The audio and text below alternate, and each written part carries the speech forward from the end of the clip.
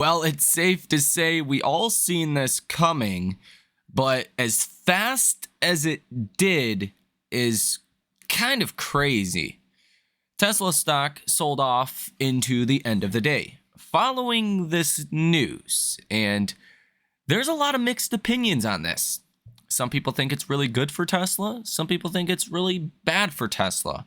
But I can tell you definitively, Elon Musk thinks it is a positive for Tesla. Are you ready for this?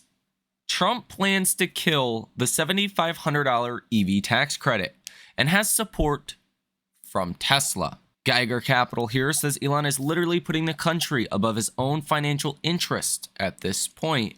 This headline from Reuters says President-elect Donald Trump's transition team is planning to kill the $7,500 consumer tax credit for electric vehicle purchases as part of broader tax reform legislation. Two sources with direct knowledge of the matter told Reuters.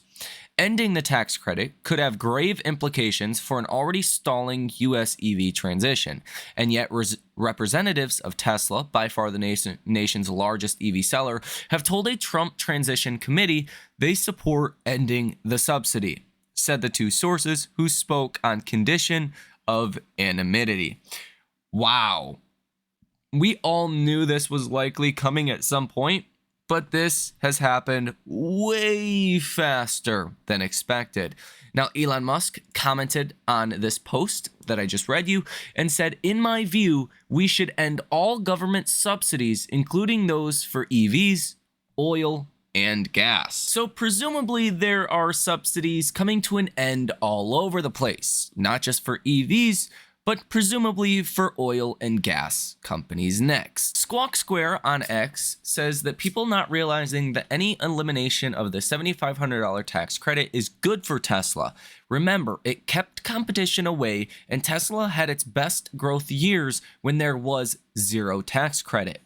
ICE, internal combustion engine companies, can't afford to make EVs with no credit. Their sales will plummet. Tesla already has low-cost EVs and high profit. It is a win-win. I think from Tesla's perspective, it's a win-win. Okay, let's be real. Eliminating this EV tax credit by far, benefits Tesla more than it hurts Tesla, because it really hurts Tesla's competition. It is going to make Tesla really the sole provider of electric vehicles. This likely seals the deal for Rivian's eventual bankruptcy.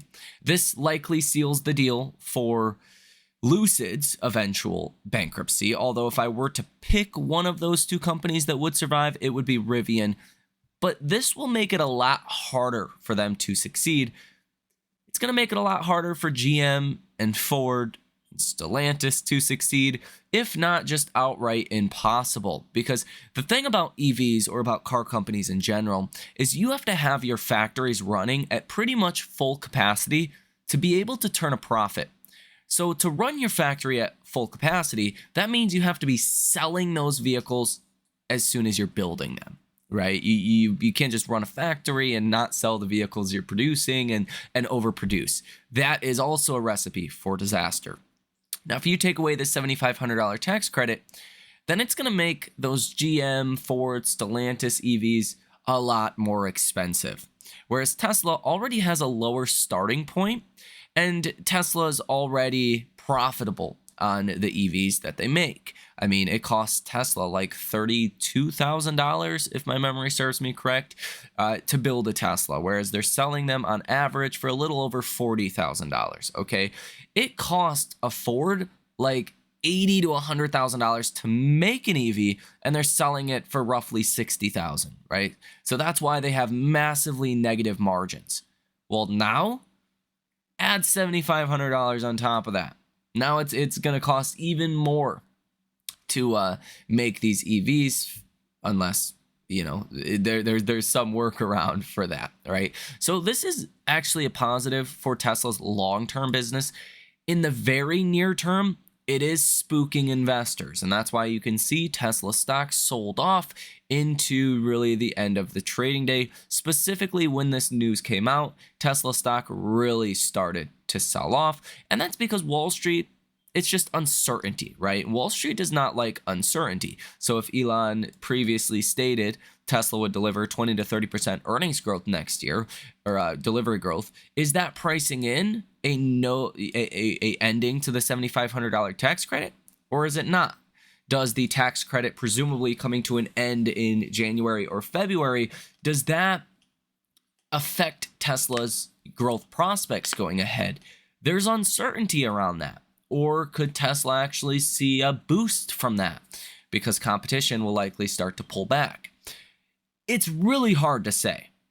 And the markets are good at handling bad news. We're really bad at handling uncertainty. So this is just more uncertainty for Tesla stock. And it wouldn't surprise me if this news circulates over the coming days and people get even more fearful or uncertain about what this could mean for Tesla, and specifically for 2025. Now, am I concerned with this, or should you be concerned with this? It depends. What's your time frame? If you have a long-term time frame really, in my opinion, is like 10 years, but you could say this as 3 to 10 years, right? A longer-term time frame.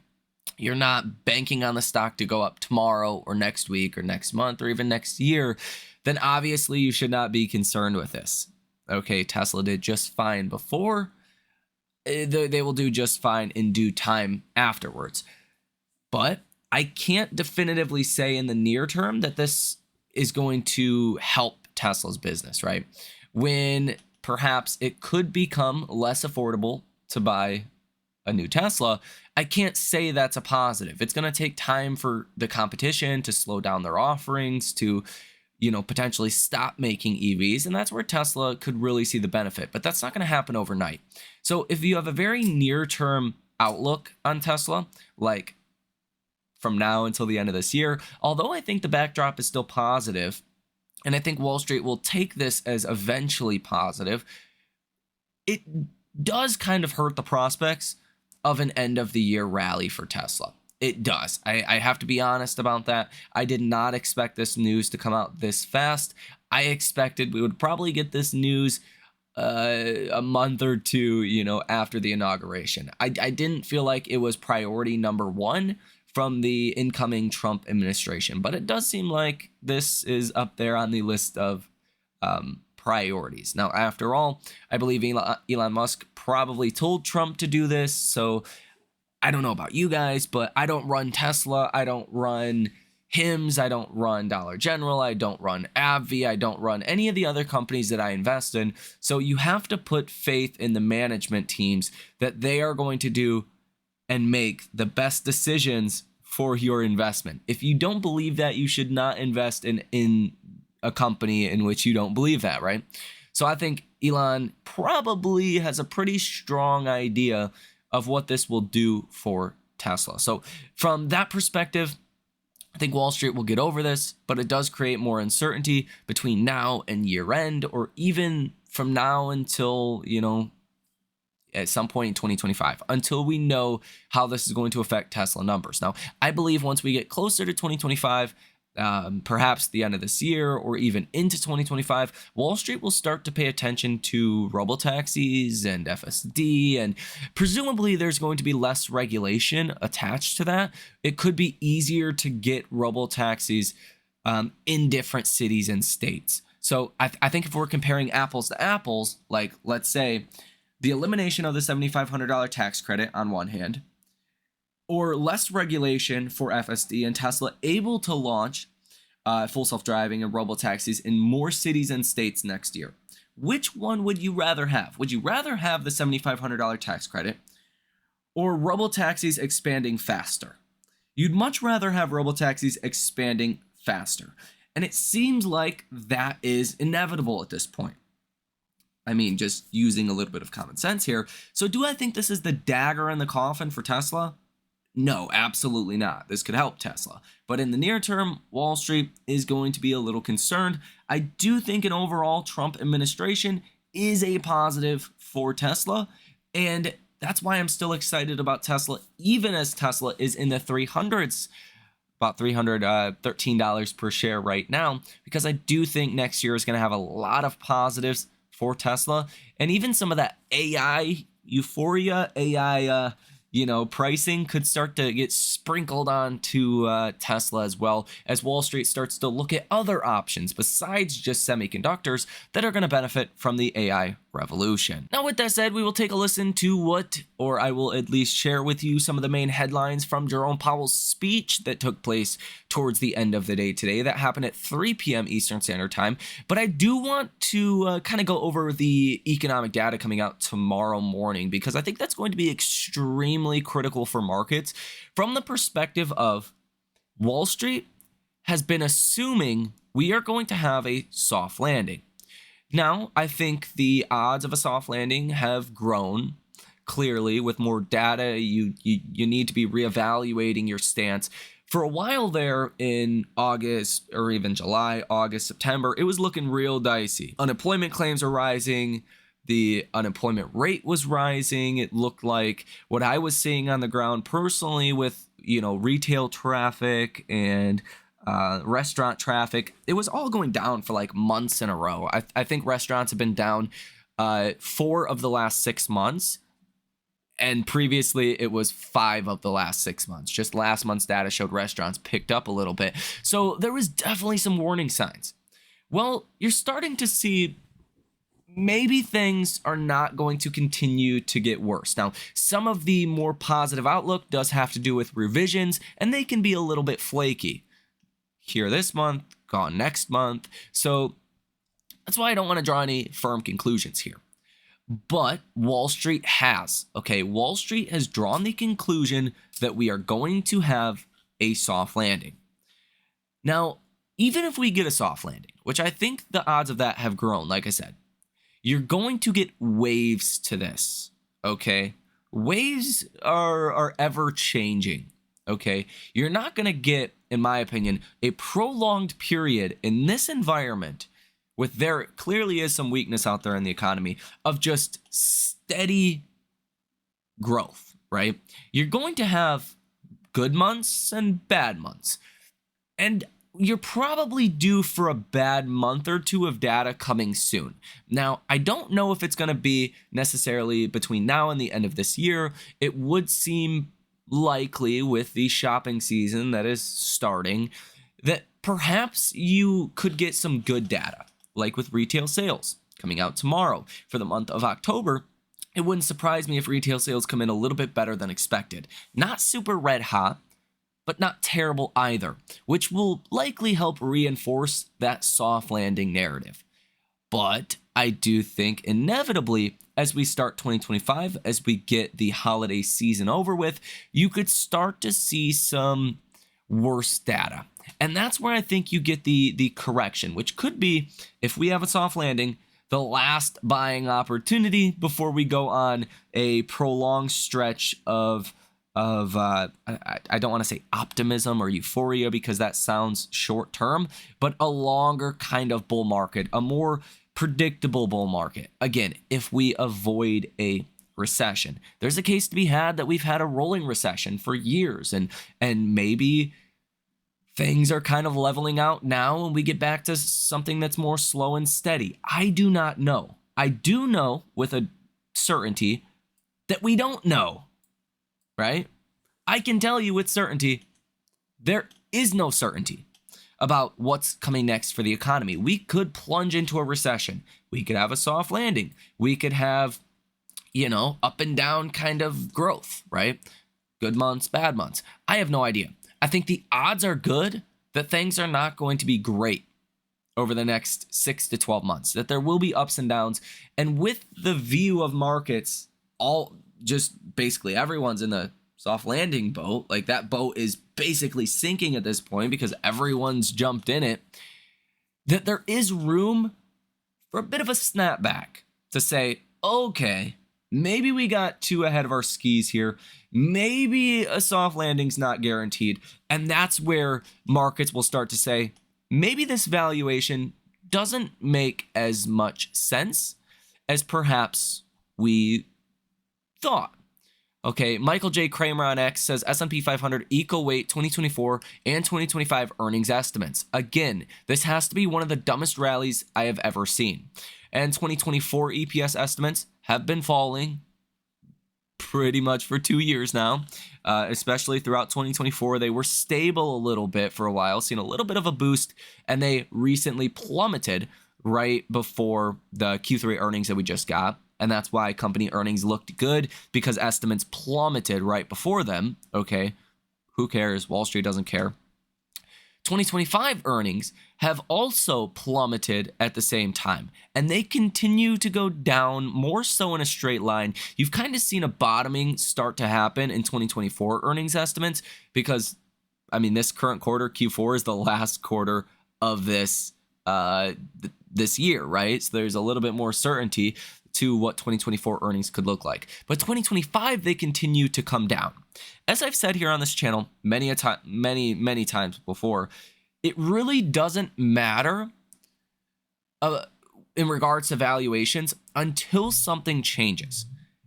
Nobody wakes up one day and says, I'm going to sell Apple because I don't like the valuation. Some people might individually do that, but Wall Street as a collective does not do that.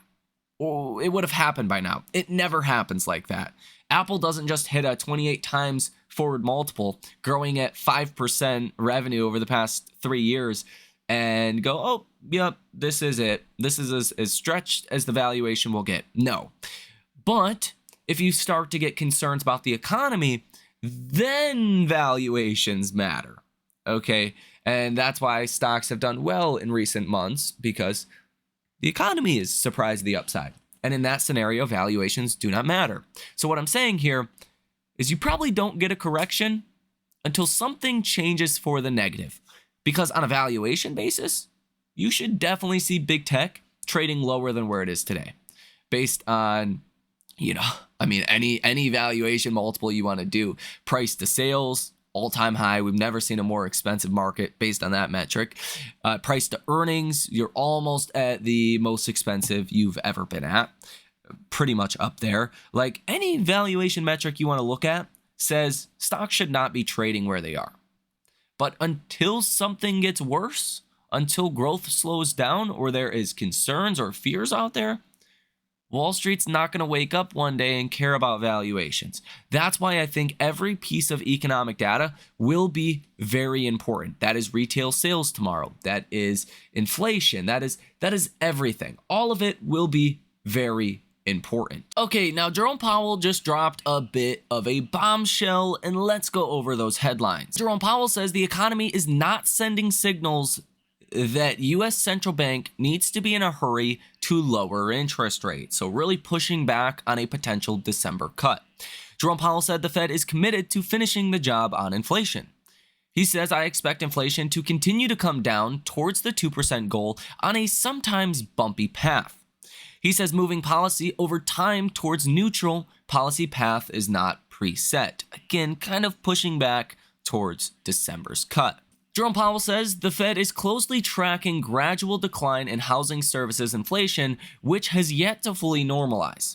He says the labor market has cooled to a point where it is no longer a source of significant inflation pressures, and recent U.S. economic performance is remarkably good. Powell says total personal consumption expenditures price index likely rose 2.3% in October from a year earlier versus 2.1% in September. Core PCE likely rose 2.8% versus 2.7% in September. He says the labor market is solid, inflation is on a sustainable path to 2%. Powell says economic strength gives the Fed the ability to approach its decisions carefully. He also says the Fed expects these rates to continue to fluctuate in recent ranges. We're watching carefully to be sure they do. So he's really talking about 10-year Treasury yields. He doesn't want to see them this high. Like 4.5% is not where he wants them to be.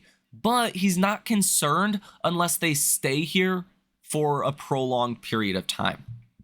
Now, Powell also said the Fed doesn't need to be in a hurry to reduce interest rates. It looks like U.S. short-term interest rate futures are down after Fed Powell's remarks. And it does look like the pricing for December 18th's Fed meeting does show a decline in the probability of another rate cut. As we started today, the probability was 85.7%. This probability did move down to 74.4% with likely further digestion over the coming days, and I would expect this probability is probably going to move down to about 50-50. Okay, because we do have a whole nother set of economic data coming out over the next 5 weeks or so. Before December 18th, we're going to get another CPI report, we're going to get another PCE report, another retail sales report, like literally another one of everything as far as economic data, and that's really going to decide what the Fed does in December. This speech from Powell today really just kind of solidifies the unexpected, right? Trying to not tie the Fed down to either, pausing or cutting rates. It's giving the Fed more optionality. And that's what it looks like today was designed to do for the Fed. Now, stocks did sell off on this because, it does take away some of the bull thesis for investors. If you see a less accommodative Fed, if you see a Fed that wants to be more careful about cutting rates and more concerned about inflation, then one of the main central pillars of the bull thesis is the Fed is reducing rates. They're adding more accommodation, and now that's more in question, and it's more susceptible to the incoming economic data, which does create uncertainty. So let me know what you think about this information down below in the comment section. Have a fantastic rest of your day, and I will see you in the next one.